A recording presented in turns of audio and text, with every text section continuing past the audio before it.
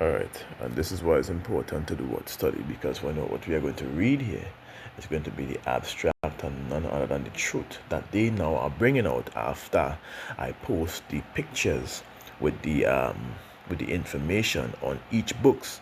Notice how they change up the words immediately after I post the information, and before they was ejecting the word off of word of mouth. This is what ChatGPT does. It's a aim to do what? It's a bias app. You have, in order for you to show your facts, the information that's already given by Esau, Edom, and the heathen nations must be resolved by facts. This is what I say by naturally. Naturally, it's a bias app. Because watch this. Let's go into it. Let's get into it. Right? Going back to what I was reading, as you continue down, it says, right, I believe he read down in himself, convicted, he resolved. If he let me read from this. It says those Indians, he told himself they were Hebrews, right? Pondering this thought incredulously, and yet with growing conviction, he resolved that if he ever was released, he would seek out the Indian Francisco and try to learn the truth, right? It says Montesinos story unclear as to the circumstances of the carry this down. Right. Incarceration is equally unclear as to those of his release, but released he was, and he immediately went to Francisco, revealing himself as a Jew. Montesinos proclaimed his conviction that Francisco's hidden people were of the same race as he. Listen to this. Would Francisco lead him to them? The two men were soon back in the rugged mountains. I'm gonna carry this back up. You think it blocking me from reading so loud, right? Rugged mountains in which Francisco had made his initial revelation, marching relentlessly for a week before they finally came to a halt. It was a Saturday. Montesino makes a point of telling us, and they had come to a river larger than the Duero. Let's see, let's make sure I read the same right. Larger than the Duero, it says, are the echoes of Sambatyon. In all of this, it says, here Francisco announced is where your brothers will be soon. Waving a banner high in the air, the Indian guide soon was greeted by a puff of smoke far beyond the other bank of the river. In response to his signal, the two men waited. Eventually, a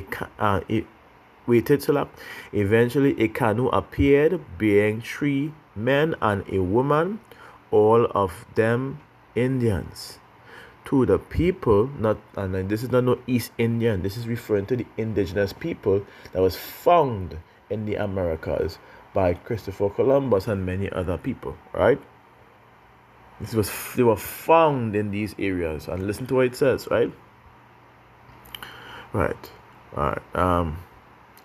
We'll go back into it. And all of them Indians, to the place where Francisco and Montesino were standing at the water's edge. The woman got off a sulak.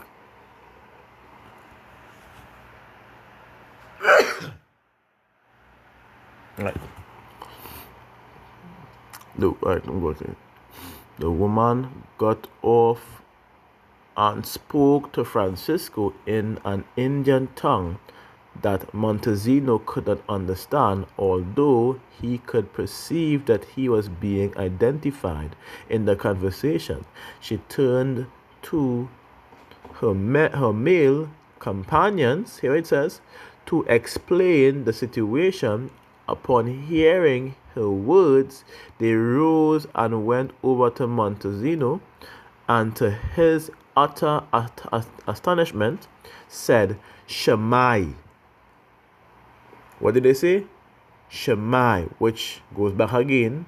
Now, this is what they would speak in their broken dialect, because remember, Christopher Columbus did record the Hebrew that was mentioned as a what? Corrupted Hebrew. It would have been corrupted by the other nations. Remember, the Northern Kingdom was practicing the evil ways of the heathens, which we'll grab really quick. So before you come back into this, again, just to remind you, and part of that ways is also in dealing with the language. If they are literally removing every aspect of their well-being according to Yahweh Shemel Shai, and they are taking up the customs and ways of the heathen so bold-facedly in front of him that they had no regards for what he would have done, then these are what was going to be one of the aspects as well. So you think it was going to remove the language, or they think it was going to keep the language and then and continue the wickedness against Yahweh Shemel Shai? No. When they are keeping the customs, even in Greek, in the Greek era, is the language itself they took also. That's part of the custom that they kept. The language of the Greeks, the ways of the Greeks, the gods of the Greeks, the worships of the Greeks. Come on. Part of this is what. Let me read it. 2 Kings chapter 17. I read from verses. I read from verses 9 again to reiterate, coming all the way up to verses 20,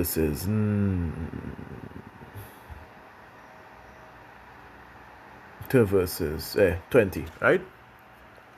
So it says, and the children of Israel did secretly those things that were not right against Yahweh their power, and they built them high places in all their cities, from the tower of the watchmen to the fenced city. And they set them up images and groves in every high hill, and under every green tree there they burned incense in all the high places, as did the heathen whom Yahweh carried away before them, and wrought wicked things to provoke Yahweh to anger. What did they do? Wrought wicked things to do what? Provoke Yahweh to anger. For they served idols. And again, in order for you to serve the idols of the other nations, one must learn what to say and the names of these idols. Example, change of language, or adopting a new language. Very simple. And ye shall not do this thing. Yet Yahweh testified against Israel and against Judah by all the prophets and by all the seers. So he brought prophets, seers, and people who bring forth information, prophecies, and dreams, and saying, turn ye from your evil ways, and keep my commandments and my statutes according to all the law which I commanded your fathers, and which I sent to you by my servants the prophets. Notwithstanding, they would not hear. They didn't take heed. They didn't listen. They didn't hearken, but hardened their necks like the neck of their fathers that did not believe in Yahweh their power. They rejected his statutes and his covenant that he made with their fathers, and his testimonies which he testified against them. And they followed vanity, see, and became vain, see, and went after the heathen that were round about them, concerning whom Yahweh had charged them that they should not do like them. So what did they do? Follow all the ways and customs of the heathen, every single detail, in order for you to know the God that they are serving and call and serve and worship the God. You must inherit or receive or learn the language that they spoke. This would now allow them to do what? Allow the northern kingdom and southern kingdom to do what? Worship the idols. Just like we having to come back to understand the true name, which is Yahweh, and in order for us to do so, it will start with what? The language. Yahweh, Bahasham, Yahweh Shai, ancient Hebrew tongue. It's the only how we would able to do what? Serve Yahweh Shema. Let me get the precept now, so you can understand in the same context. This is how these things take place. You can't call you can't. What I mean to say is like Serapis Christos or Jesus Christ, these are idols, right? Mother Lakshmi and all them, these are idols. So in order for you to understand or serve these idols, you must start with what? Bringing out the name. In order for you to bring out the name, you must know what? The language. And in detail, to worship and serve these idols, you must know what to say in their language. And this is what I just trying to bring out, right? Zephaniah 3 and 9, in the same manner, as scriptures made it clear, then will I turn to the people a pure language, that they may all call upon the name of Yahweh to serve him with one consent. This is the purpose. The pure language was returned unto us, that we would call upon the name of Yahweh Bashem Yahushai to serve him with one consent. In the same manner, in order for you to serve an idol, you must understand you must understand the language to worship the idol. It's simple, and I give an example to that. When you go to the those who worship what do you call them? Shango, I believe is Shango. When you look at what they say, they don't speak English when they are worshiping their deities. They say a particular language that is foreign to the English language or even the Hebrew or other language, as well as when you're worshiping the Hindu god. In the same manner, look at what they do. They come to the front, they worship, and when they do so, they speak what? Hindi. So, just two examples before you go. Let's go back into it now. So, 2 Kings chapter 17, verse 15, I believe. Let's continue. Verses 16, and they left all the commandments of Yahweh their power, and made them molten images, even 2 calves, and made a grove, and worshipped all the host of heaven, and served Baal.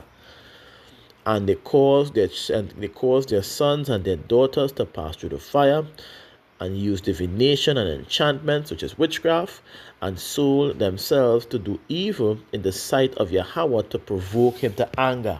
They had no regards for Yahweh Shemashah at this present point in time. Their hearts were hardened in them. Therefore, Yahweh was very angry with Israel, and removed them out of his sight, and there was none left but the tribe of Judah only. Also, Judah kept not the commandments of Yahweh their power, but walked in the statutes of Israel, which they made. And Yahweh rejected all the seed of Israel, and afflicted them, and delivered them into the hand of the spoilers, until he had cast them out of his sight, which means out of the land itself, right? He didn't want to. He didn't want to see them again. They done piss him off. They angered him. In other words, they went against his commandments. They went against the covenant. So guess what? You handle the stories. Let me turn away from your father a bit. Go to your judgment. So, and what landed and who were they in captives under? If you could get it real quick, just to drop that before I continue. Right, it says, until Yahweh removed Israel out of his sight, as he had said by all his servants the prophets, so was Israel carried away out of their land to Assyria unto this day. Ah, boy. So, it shows you that let me continue in the next part. Salakia, shalom.